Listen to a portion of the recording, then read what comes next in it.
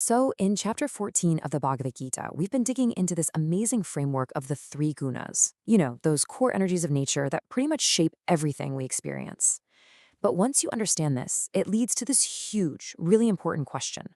A question that Arjuna himself puts to Krishna. And you've got to admit, this question feels so modern, right? If our moods, our energy, our moments of focus or confusion, if all that is just nature doing its thing through us, are we just along for the ride? Are we just puppets? Is real, genuine freedom even a possibility? This is the heart of what we're going to unpack in this explainer. Now, Krishna's answer is, well, it's incredibly deep. And honestly, it's one of the most misunderstood ideas in the entire text. He says the goal isn't to somehow get rid of these energies. You can't. The real goal is to change your relationship with them. It's about winning freedom from their control, not freedom from their very existence. And that little difference is everything. All right, so first things first, let's tackle the biggest misunderstanding right out of the gate. Because when we hear phrases like going beyond or transcendence, our minds can cook up some pretty weird images. A lot of people imagine that spiritual freedom means you become this kind of, I don't know, an emotionless robot, that you'll just never feel that spark of desire or the heavy weight of dullness, or even the simple pleasure of a clear and joyful moment ever again. But Krishna is super clear on this. He says, no way, that would be totally inhuman. These energies are a fundamental part of nature. And as long as you're alive, nature's going to do its thing. These forces are always going to be there, rising and falling. The goal isn't to stop the waves in the ocean, because let's be real, you can't. And this, right here, just nails the whole shift in perspective. The journey isn't some desperate attempt to escape our own nature. It's about ending the confusion about who we really are. It's about realizing you aren't the wave getting tossed around. You're the entire ocean that holds all the waves. Okay, so if it's not about turning into a Zen robot, then what does this state of freedom actually look and feel like? How would you even recognize it? Well, lucky for us, Krishna gives some really clear, practical signs to look for. This is basically the checklist. And listen closely to the words here. It's not about not feeling these states. It's all about how you react to them. You don't get furious at yourself when you feel dull. You don't desperately try to cling to a moment of joy.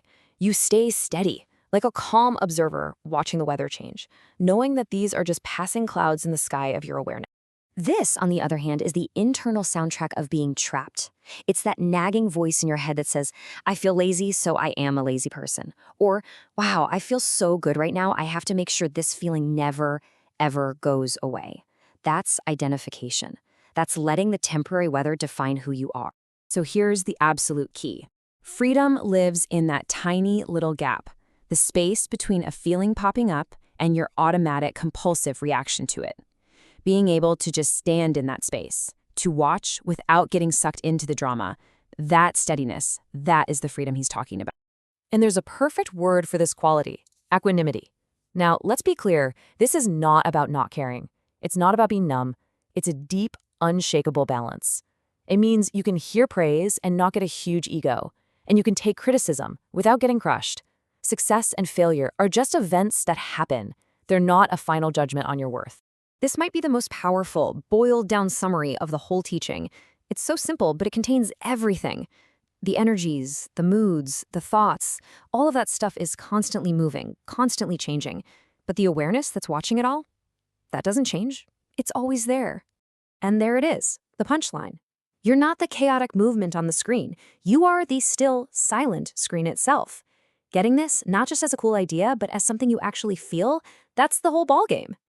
So, what does this actually look like in day-to-day life? Because it's really easy to fall into the trap of thinking, okay, so to be free, I guess I have to quit my job and go live in a cave. But that could not be more wrong. A person who has found this freedom is still completely in the world. They go to work, they make decisions, they deal with situations.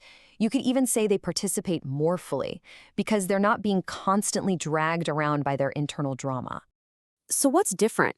It's not the outside action, it's the inside quality. Action when we're in bondage is just full of friction. It's all about, I have to do this, or look at what I did. It's driven by knee-jerk reactions.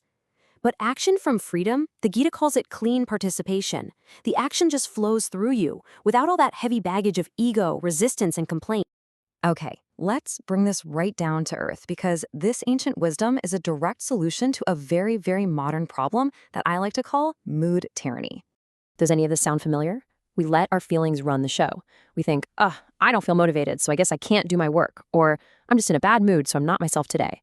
When we do that, we're literally handing over all of our power to the passing weather of our mind. The Gita gives us a super practical way out of this trap. First, you just see the mood. You just name it without judgment. Okay, a lot of that restless, fiery Rajas energy is here today. Or, yep, that heavy, dull Tamas feeling is present right now. Second, just by seeing it, you create some space. You don't have to automatically obey it anymore. And third, from that space of awareness, you can choose how to respond to life instead of just reacting to a feeling. And this really is the ultimate point. This isn't a war. You're not supposed to defeat your moods. You can't win that fight.